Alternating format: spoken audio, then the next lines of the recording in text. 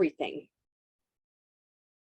Numbing out the pain of my mother having to have a kidney transplant, almost ignoring it and allowing my sister to go deal with it and me not partaking in that at all. Numbing myself to sexual experiences with other humans, which is something I'm still recovering from and healing from to this day. Numbing myself out from intimacy with friends and coworkers and community and sisterhood and other women, which are all things that I am, even after 20 years of kind of treading this pathway, just now scratching the surface of exploring. So sobriety for me came after getting in trouble. It was not something that I accessed from a decision I made at all. I was a nurse and I had access to the mecca of drugs on my floor as an ortho nurse. So these people were coming out of surgery and in a great deal of pain, and I was the person giving them relief from the pain and also treating myself. I stole lots of medication and I finally ended up getting busted. And in getting caught, it was like something else, a different force had to come in and stop me. I was not capable of doing it for myself. And so by getting busted, the person who reported me, I looked at her as the devil. I was like, this is the worst person on the planet. How dare she? And I now for sure look at that human as my angel. I think it was a her. I still have no idea who it was.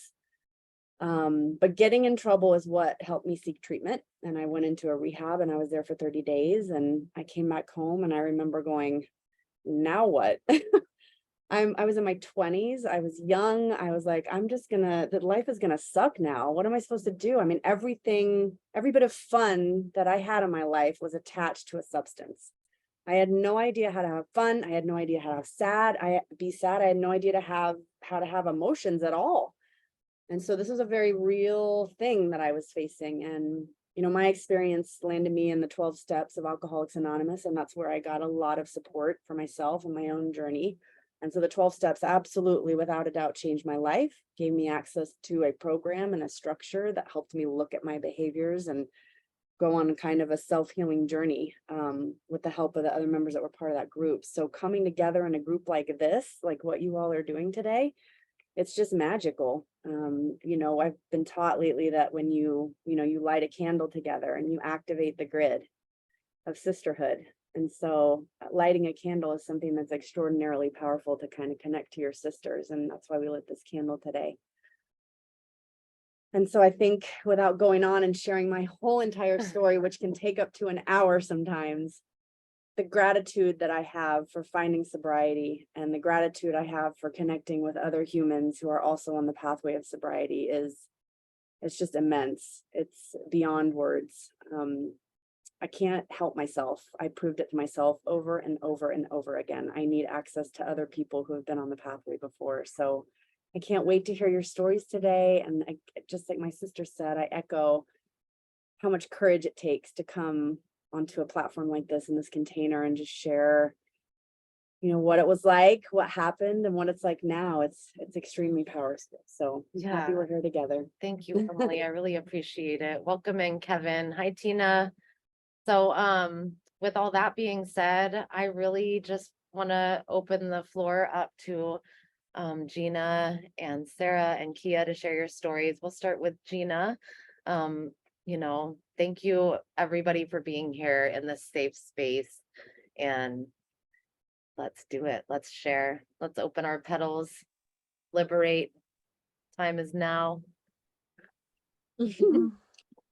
Wow, thank you. I just lit my candle and I can really feel all the love and the protection and the safety in this container. And so thank you for, just opening up this space for us to share, because this is actually something I've never shared publicly. Only my close friends and family members know about my story and my experience. So it does feel kind of, I can feel my throat kind of shaking and, all those emotions coming up, because I haven't really talked about this in a long time. But it's been 15 years of deep, deep healing, forgiveness work, and really just finding my center, coming back home to myself through my spiritual practice and, through some plant medicine. And so my story began since I was born, my parents are both, we call them functional alcoholics. They're big partiers. I mean, they're fun, wild people. But since I can remember, our house was the party house and tons of people always over. And so I started drinking when I was probably 12 years old, and I would steal alcohol from my parents. I have pictures of myself with like Bud Light when I was a baby, just holding a Bud Light can. It was just the culture. It was just, that's what our family did. And it goes, it's generational, because my grandfather and his father were also alcoholics. And whenever my dad would drink alcohol, now I truly believe that that our family has some type of entity. And I'm going kind of deep here, but his eyes would turn black, and it wasn't my dad, and this violence would come through. And so we grew up around that. And my dad, like when he's sober, he's such a genuine, loving man. But as soon as he drinks alcohol, he turns into a monster. And so that was how I was raised. And it was really challenging. So I think I turned to the alcohol to also numb myself and as a protective mechanism. And that's what I learned to do, because that's what my parents were doing as well. And then when I was 16 years old, my parents were having a huge party, and I stole a bottle of Seagram 7. And me and my friend went to the truck, and we chugged the whole bottle. And luckily I was at home, because that night I got alcohol poisoning, and the ambulance had to come for me, and I almost died. And I peed myself, it threw up over myself. It was really, really traumatic. And you would think that would be a wake-up call for me to stop, but it wasn't. I just kept going on that journey of alcohol. And then I started experimenting with other stuff. I lived in a really nice neighborhood, but then right down the road was like Bernalillo, which is like the hood. And my first job was at Taco Bell, and I met all of these people, and I smoked crack, I smoked meth. I mean, I did it all. And I was only 16 years old. And then, I was starting to be very violent as well. So anytime I would drink, I would want to fight. And I never fought women, I always fought men. And I would get beat up. I mean, it was really, really intense. And, when I really unpack it, it's like I had this anger towards men, because my dad was abusive towards me and violent towards me. And so I wanted to fight all of the men in my life. I would fight my dad. I was just very, very violent. And, again, my true essence, like who I am not a violent person at all. I am like so gentle and kind, and like I won't even kill like an ant or that's just not me. And so then I got into the rave scene, and then I found all of those drugs, and I did it all, everything you could think of. I was like, give it to me. And then I met my partner, who I'm still with now. And me and him, like, we would party together, but he wasn't that kind of drunk. Like, he was just super mellow and chill. And him and his friends and his family were really concerned about me because of my actions when I would drink. And he told me that he couldn't be with me if I drank. Like, he was like, I'm sorry, like, it's just too much.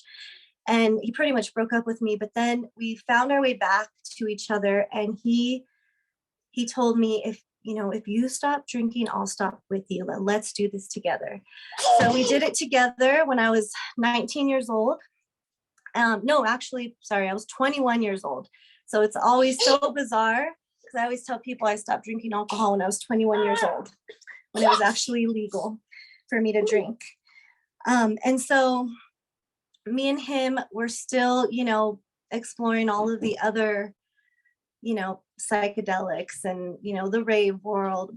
But I really found that taking psilocybin mushrooms like really woke me up and really helped me, because it's not something that's super addicting. It's like I didn't want to always take mushrooms. It wasn't like, oh yeah, let's party with mushrooms. Like it was like, okay, I'm gonna work through some shit here. And that really helped me, stop drinking the alcohol. And I still, smoke cannabis, but I will say, because I know that this is all linked back to the superfoods, after I had my son, Dominic, he's now 22 months, he's almost 2 years old. And after I had him, I was in those states of depression and anxiety, and I was smoking cannabis like you couldn't believe. Like I was smoking a lot because that was how I was coping through the postpartum experience. But now that I activated myself with the superfoods, it's just so incredible that I don't even crave cannabis, because that was after he was born. Once I had my kids, like I haven't touched anything else, alcohol or any of the hard drugs. It's like been cannabis and some mushrooms.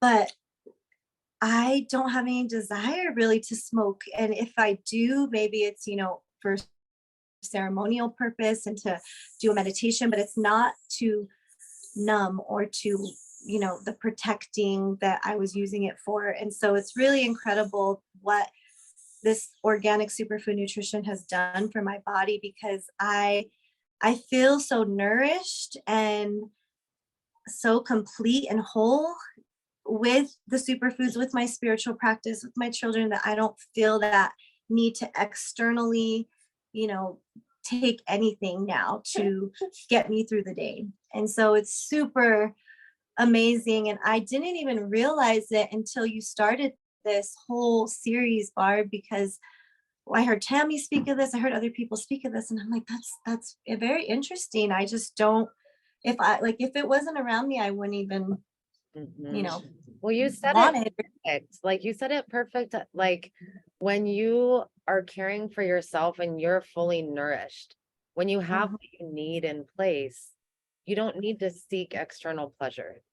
And Yeah. that's really like when you realize that your flower blooms from within, and you don't have, like, you let go of the fear of not having, then you can Mhm. open your petals and you can receive um from the inside out, because really it comes from the roots, right? The nutrients come Mhm. from the soil, right? And that's our foundation, that's our community, that's our culture, that's the food we eat. Where do we rest our head? Our basic needs that come into us from source are met, and then we're able to open. And then the connection is just infinite. And it is so, it's just like it was such a relief for me, to finally have the faith in myself to step out and step forward and just be totally, and that's where my be free, be real whole thing comes from, is it's like, I wanted to experience the world as a satisfied, nurtured person without, like you said, having to depend on something outside of myself. And yeah, that's just like the perfect way to say it. Thank you so much, Gina, for opening up. And Thank you. you're totally heard. And I just honor your story. And there's so many of us that have these stories, and we sit our whole life and we don't say anything. And when you finally get it out, it's just so liberating. It's so liberating. So yes. Do you want to add anything, or do you I'm have just proud of you. You did an amazing Yeah, job yeah. sharing vulnerably, anything? So beautiful. activating. Awesome. All right. Sarah, Kia, do one of you guys want to share next? I think Sarah was next if you're ready. So yeah, thank you for sharing, Gina. That was beautiful, being vulnerable. I don't know if going after you is good or bad, because you kind of activated within me a lot of things, because I didn't know, like, I have not talked about this either, because it's just on my own, even in my own healing, when wanting to talk about it, the thing holding me back is where, where I came from. Like, we don't talk about that. Like, we don't put those things, forth. Like, that's just not. And so for me to be able to share, I knew when I, you know, asked would be like kind of huge. So I've been trying to prepare, but like it's, you know, still. So thank you guys for holding space, because I know I'm gonna cry. I tried to stop and like come off camera Let to it breathe, out. but yeah. We're so here for you. We're so here for you, and need a break in your story, we can come back. So just do you. But so, I mean, my story is very similar to Gina's, and so I guess that's helpful in me sharing it more, because I probably would have held back, like, you know, held back more. But you know, my parents were, you know, drinking was kind of just how you socialized, and if there wasn't drinks involved, they didn't really want to socialize. And my dad was very quiet, and he still is very quiet. And I had, like, in any moments that I could think of, like as a grown kid, really connecting with him, like feeling like he like talked to me and saw my heart, it was, you know, because he was, you know, drinking. But then on the other flip side, I did see very violent side of him, very similar to what Gina was saying, like when she said the entity thing, like I feel that, because he, you know, had a very dark childhood himself. He had to raise his kids, and so I know it's generational. And when I, you know, and I feel that when I would drink as well. So again, like I would still, you know, same thing, still, you know, drinks as a young kid. You know, I think we lived out in the country, and so there wasn't a lot to do. And that's just kind of what everybody did, was party. And so my house was, you know, my parents worked in Albuquerque, worked up, you know, north. And so I had more time, and just, I don't know, it's just like we'd always ditch school and come home and, like, you know, get into the alcohol and then refill it with water, and, you know, to not get in trouble. And, you know, just, I remember all that. And so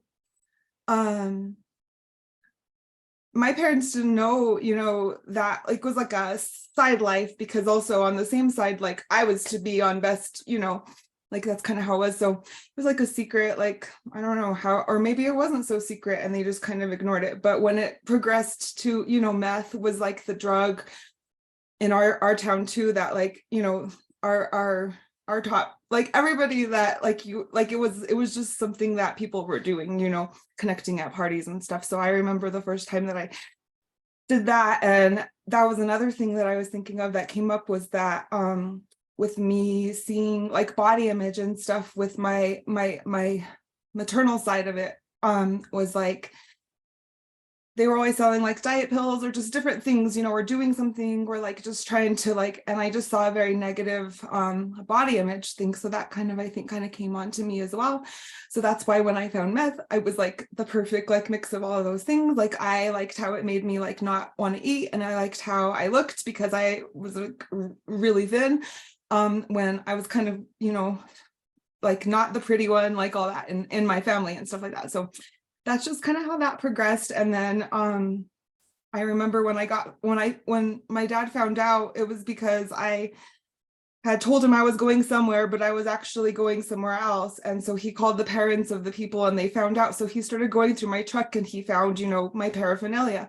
And so I remember him telling me, like, you're done, like you're not going to recover from this, like your brain is fucked, like I don't know what to do, like you're just like, I don't know what to do, like I tried my best, like you're fucked, like you're not going to recover from this, you're always going to be an addict. Like he told me this, and I remember that. And then instead of like, and for the like connecting, like, what do you need, like what's going on, like how come you're doing this kind of conversation, he called in his sister and her husband, whom like I didn't even know. So I, you know, ran away to the guy that I was seeing at the time, who was like a very mirror image of my dad and the demons that would come when he would drink. Like he would like drive as fast as he could, like when he would get mad at me, and then just like slam on brakes. And I remember we were like this far from the wall.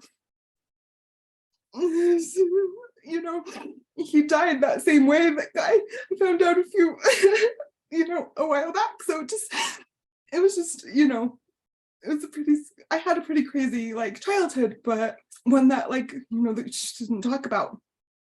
So anyway, I was supposed to be going to school, New Mexico State, you know, and I, instead of like when I was supposed to be going to like orientation or something, but that had happened and I didn't want to talk about it. So I just like escaped and like was living with him for a few weeks, and my dad couldn't find me and all that, and was going through all of that with him. And And then I decided, okay, I'm gonna go to school, you know, and I am gonna quit and I am gonna show my dad. And so I did. I went to New Mexico State and then just kind of went back to drinking. But, you know, I didn't ever touch meth again. Like, just like I didn't have to go to like any kind of like rehab center or anything. Like, I never did anything like that. You know, I just on my own just kind of went, but replaced it with something else. And I feel like that's just kind of how I've been navigating life, is like replacing it with this, replacing it with that. Even food, like, you know, if it's not like something really, you know, considered a drug or whatever, it's food or super zoning, like using, you know, I still smoke marijuana from time to time, cannabis, you know, well, I won't say from time to time, I still smoke cannabis. And actually right now, kind of really stepping into that place of seeing how even that can numb me, like where it's medicine and where it's numbing, because there is a place where it's, or maybe there isn't. I'm actually like feeling that, like with the superfoods, you know, that how much do I really need this anymore? Because I don't, you know? So yeah, it's just, you know, I'm really happy that I found superfoods. I'm so happy I found Gina. I didn't even like mix into that. That's when I met Gina, was when I was in college, I had that's when I was like in, you know, just really getting drunk in college, and I didn't finish because I didn't finish because of other stuff that happened as a result of my, you know, choices and stuff there. But so when I came back home, then I got married to somebody, and it was another bad situation, another mirror of my dad kind of thing in Florida, but I was living in Florida, and I had my son who passed away in the hospital. So when I came back home, that's when, or no, we came back to New Mexico after he had passed away, and I was still with that my ex-husband or whatever. And that's when I, you know, actually went into like any kind of a program for alcohol, because I got a DWI. You know, I had told him that I needed to leave the relationship. I knew it wasn't healthy and stuff, and he cried and cried and cried. And I remember it was Hollywood night, or Hollywood. Why did I say Hollywood? Well, I know why Hollywood came up, but Halloween, Hollywood. Anyway, so we went out, and we never even went out before, but he took me to a bar, and like just stuff happened. He like, just one night, like, let me just like take you or whatever. So we went out and I got drunk, and or we didn't even get drunk. Like I just had a couple drinks, or I don't even remember, but I got my DWI that night coming home. So that's when, you know, I went through all of that. And that's like pretty much the last time that I ever messed with alcohol. And then right after that was, he left, he went back to Florida. I told him, you know, it was done. And I met through our mutual friend, Sarah, I met Gina and all of them, her boyfriend, at the time, Kyle, you know, and now they're, you know, they're still together.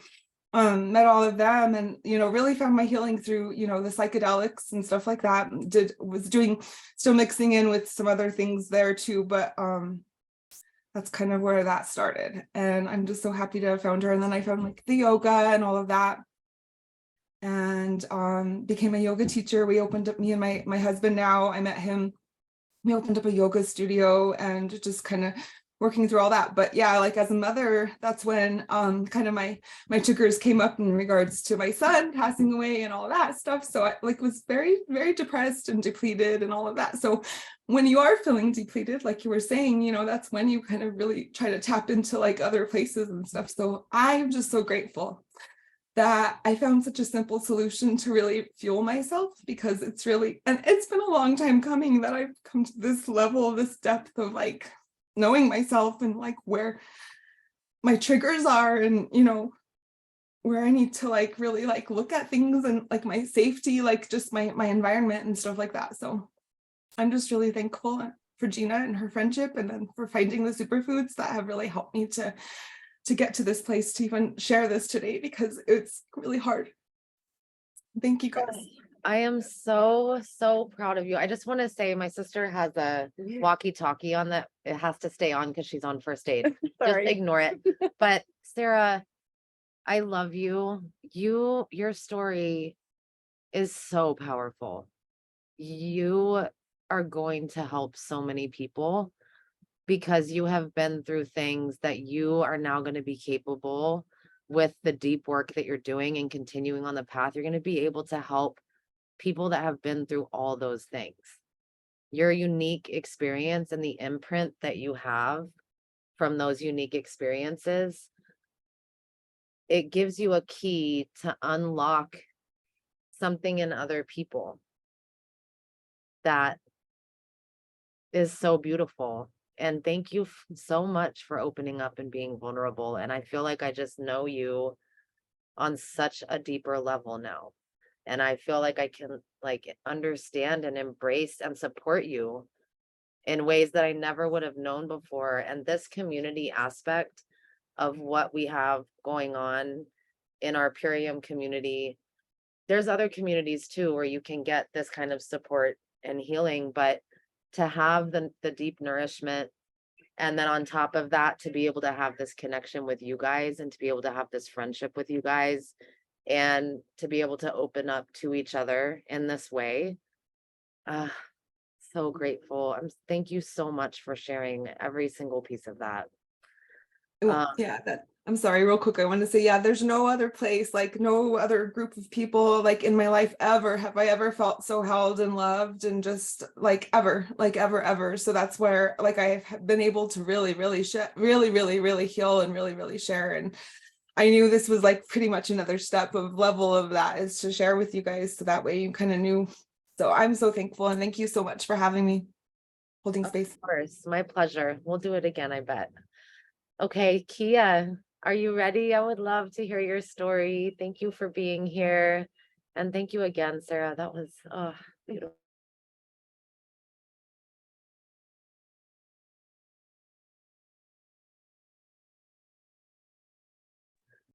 Those mute buttons can be so finicky sometimes. It's like press that like 3 times. There we go. I got it. Oh my goodness.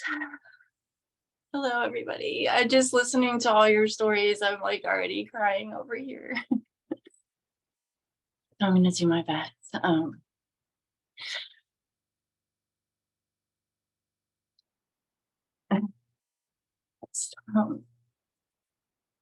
Okay, so like where to even start? Like, so I guess I'll just go back to like how everybody else did, pretty much. Like my addiction started like very young.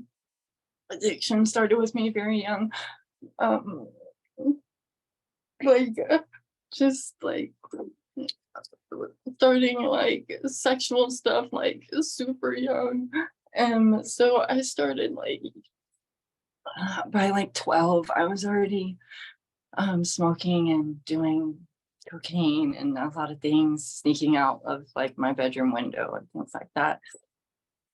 First, let me go back. Okay, my mom and dad, neither of them were in the picture. Me and my brother were raised by my grandparents. So pretty much nobody really had time for us for our whole, like we were just pretty much had no guidance or discipline. We could just do whatever. So we both started using really young. Both of us had the same sexual like stuff from babysitters. Like me and my brother went through like things together. And so I started using very young, and so it just progressed. Whenever I met the father of my 2 oldest kids, I calmed down, and then whenever he got sentenced to double life in prison, I did good for like 2 or 3 years with staying clean, and then that's when I started like using heavy drugs again. When my 2 oldest were like 3 and 4. And then they went away. Whenever my addiction got really bad, they went to live with their grandparents for a couple of years. And then that's whenever I got pregnant with Kendall. I'm just like skipping a whole bunch. Sorry, I've like never told my story before. So I'm just like literally thinking of things like as it's coming, because like I've never actually like said it, like, you know, like I don't know, like felt safe anywhere to actually say everything. But so my whole life I've just been an addict pretty much. And then whenever I got pregnant with Kendall, I was like a full-blown IV heroin and meth addict. And then I put myself in rehab whenever I found out I was pregnant with her. And that was like 8 years ago. And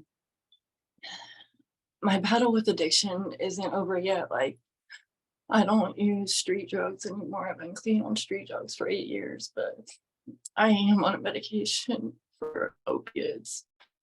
Getting myself off of those, so like it is really hard. Still, like addiction is still really real for me. So like my battle isn't over yet.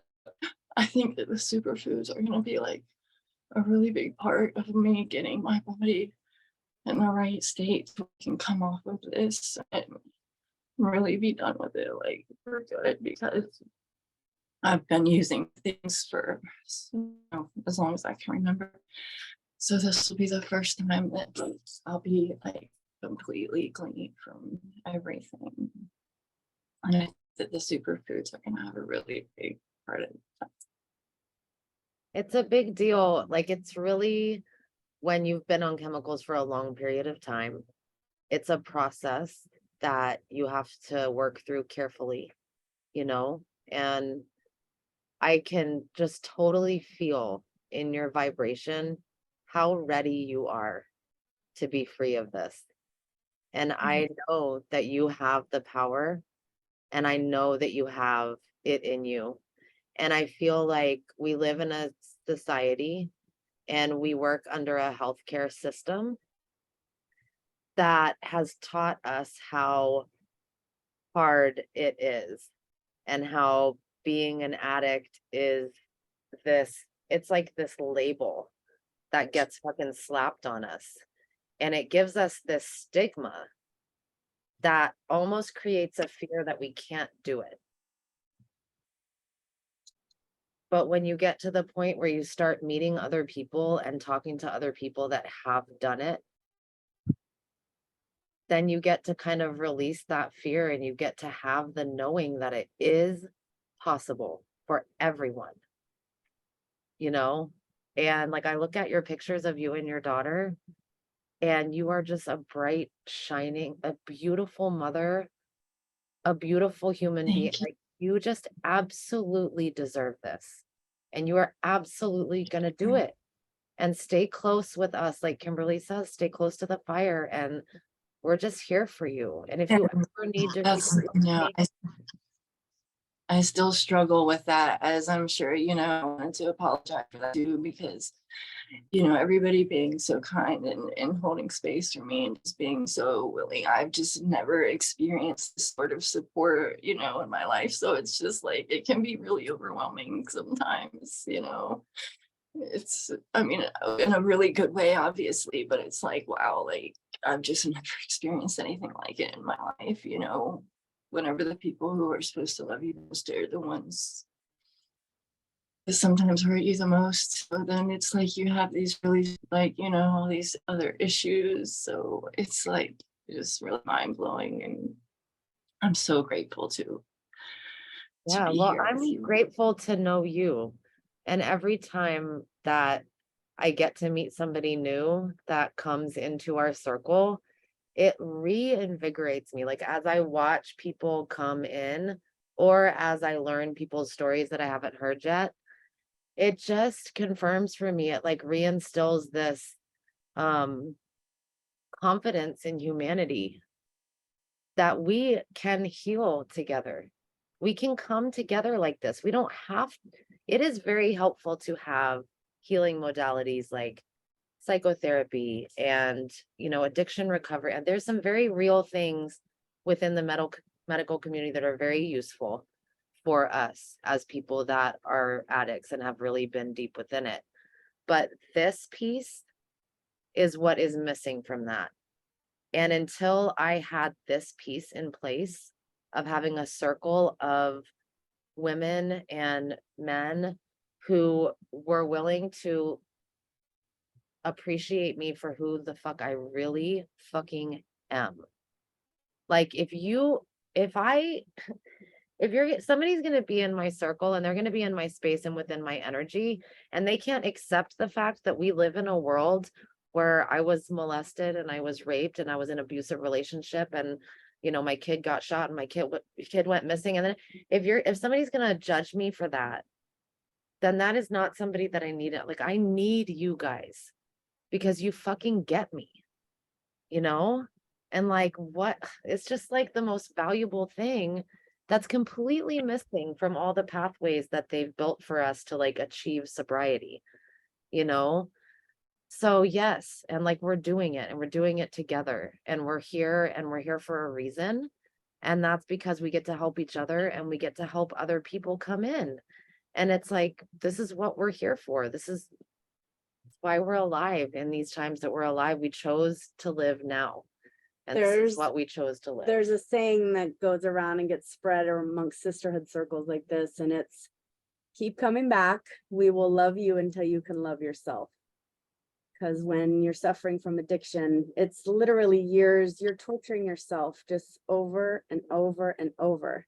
And so coming into a space like this and sharing vulnerably from your heart, whether it sounds good or messy, whether you're snorting, crying, and having snot run down your face, or whether you look beautiful, like it doesn't matter. It's authentic. And every time you open your mouth and you share that way, it breaks it in half. It cuts the struggle in half. It breaks the cycle, right? So this is why this is so valuable. So keep coming back and we'll love you till you can love yourself. Oh, I think we're complete for today. I really want to just like honor everybody so much. Like, we're going to do this again for sure. And just, I hope that we can all continue to bring in and just call in those who are ready for the love and those who want to continue on this path with us. And just divine blessings to every single one of you. Your hearts are so pure. You're so beautiful. And I'm so thankful for your reflections. Oh, yes. Beautiful Sunday. I can't think of a better way to have spent this day, to have spent this time than with you guys. And we'll schedule another one and we'll call more people in. And I love you. I'm going to go ahead and log off of our live, and then we'll close out the Zoom. Okay, Facebook is off. Oh, you guys, that was so great. So amazing. Oh, Thank you, ladies, so much. Thanks for coming, Kim. I appreciate you being here. I love you all so much. It's so incredible. And I have the most amazing team, and everyone has come through all of the things, and it makes it so that you get to be the most and as soon as we totally release all of this from ourselves and like really like that label, I would really like everybody to let it go. I don't know what that is that makes it seem like people still need to like label themselves like I'm an addict. It's like, Yeah. Everyone's a fucking addict. Every single person is an addict. Our mouths have been the soothing method. Like our mouths have been working with soothing methods since we were born. It just depends on what vibration and what has happened and what kind of abuse was there and what kind of trauma was there. And then some need heavier numbing agents than others. But like to let it all go and have zero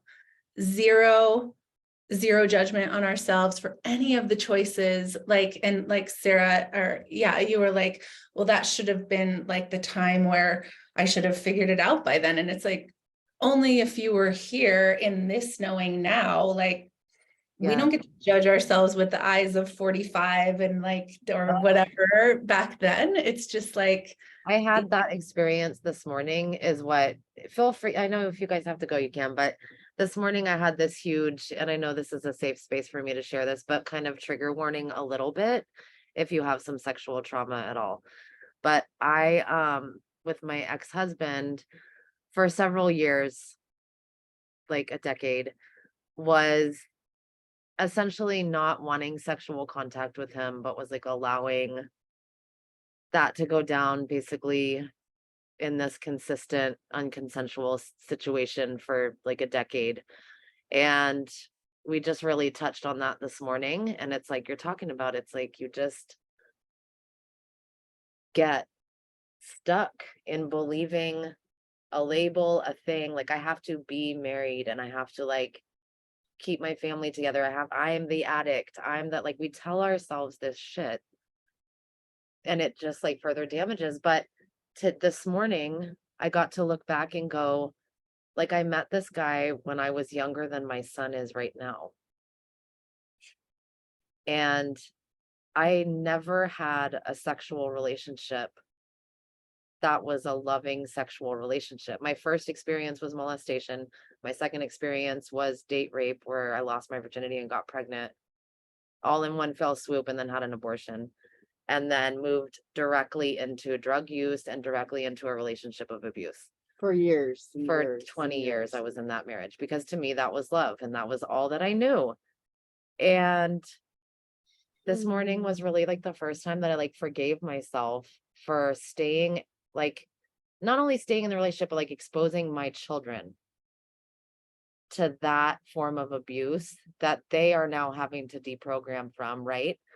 But I totally forgive myself.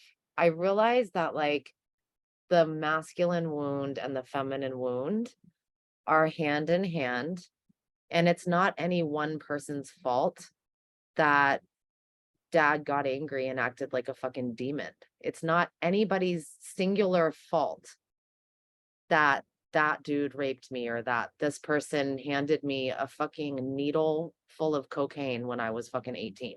Like that was not that individual person's fault. It's so much bigger than that, you know. And what is important is not who's at fault. What is important is that we are here and that we're doing this work together that the medical community does not seem to want to do for us. So I just love you all and so much. And I had that this morning and I forgave myself and it felt so good. And yeah, it's all because we have this community. And so thank you. Thank you.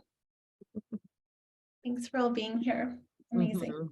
Yeah, Love you, everybody. Emily. Thanks for helping me find your sister. That's why we met. You know, well, so many other reasons too. So many other reasons. So good. Next time Emily comes to town, we'll have to go to Nourish and have a meal. There. We could have like a little, maybe we could have like a little party there or something. She could bring you. That would be Yeah. fun. That would be fun. Okay, well, happy Sunday, everybody. Love I you really all. love you. Guys. Enjoy your day. Mwah. Hey, Dominic. Dominic. Oh, Oh, look at him. Look at his face. Look at those cheeks. We could look at your baby forever. You want Dominic. to say hi or bye? Say bye. Can you blow kisses? He blows kisses. He's Oh, always blowing kisses to Kimberly. Huh? yeah. Next time, eventually, buddy, getting that kiss. Just the one finger. Yeah. So cute. You all. Bye, Sarah. Bye, kitten. Thank you all. I love you all.